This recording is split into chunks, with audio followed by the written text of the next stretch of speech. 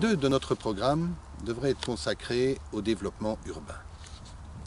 Nous souhaiterions en tous les cas qu'à Waterloo, des programmes immobiliers soient mis en place en fonction des besoins réels de la population.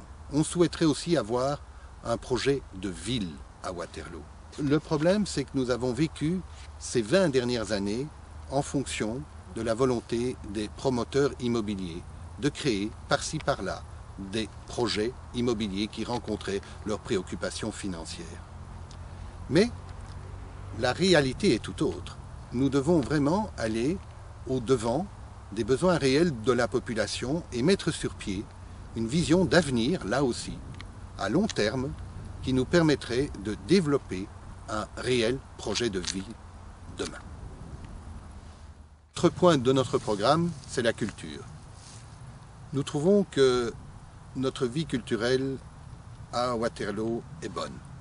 Nous avons un excellent rayonnement culturel et nous voulons maintenir cela. Nous voudrions soigner particulièrement l'année 2015, qui sera l'année anniversaire des 200 ans de la bataille de Waterloo. Indépendamment de cela, on voudrait que le rayonnement culturel de Waterloo puisse également s'inscrire plus loin que notre commune et puisse prendre en compte les nombreux francophones de Rhodes-Sainte-Genèse et par un devoir de solidarité les associer à nous dans cet épanouissement culturel. Autre point de notre programme, la mobilité. Les problèmes de mobilité existent depuis des décennies à Waterloo. Nous devrons les résoudre. Pour ce faire, il faut véritablement avoir une vision à long terme et il faudra véritablement rompre certaines habitudes. Il faut avoir le courage de le faire. Il faudra bien sûr mettre sur pied des négociations avec le Met, avec également les transports publics de manière à développer cette opportunité-là qui nous permettrait de désengorger très souvent, que ce soit les proximités d'écoles ou le centre lors de certaines manifestations.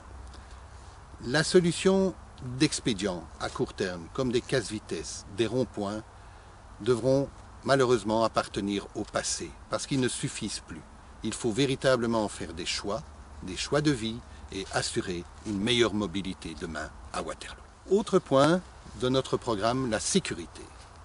La sécurité s'exerce là où elle se voit. En tous les cas, pour les fédéralistes démocrates francophones, il y aura lieu de développer une plus grande présence de notre police dans les quartiers. La police de proximité doit véritablement s'inscrire dans la vie des quartiers. Trop souvent, on soigne le centre et bien sûr l'activité commerciale qui nécessite certainement des interventions policières, mais la présence policière, la présence dissuasive est nécessaire dans la gestion de la sécurité à Waterloo. À l'ordre de notre programme, les sports.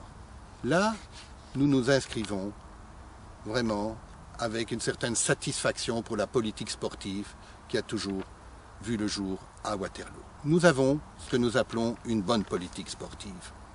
Et nous en félicitons sur ce point le pouvoir en place.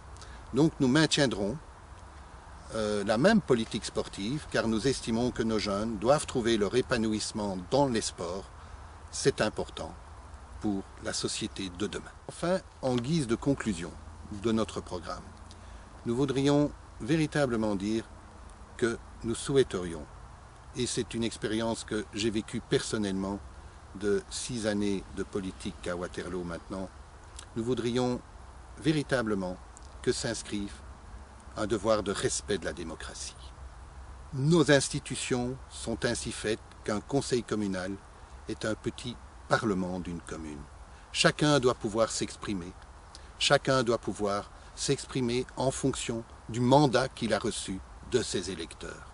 Et nous considérons que le pouvoir s'exerce de manière trop unilatérale au conseil communal de Waterloo. Trop souvent, les mandataires de l'opposition ne savent pas s'exprimer et quand bien même ils s'expriment, ils ne sont jamais écoutés, ils ne sont jamais pris en compte. Ce n'est pas normal dans ce qui se veut être un organe représentatif de toute la population de Waterloo.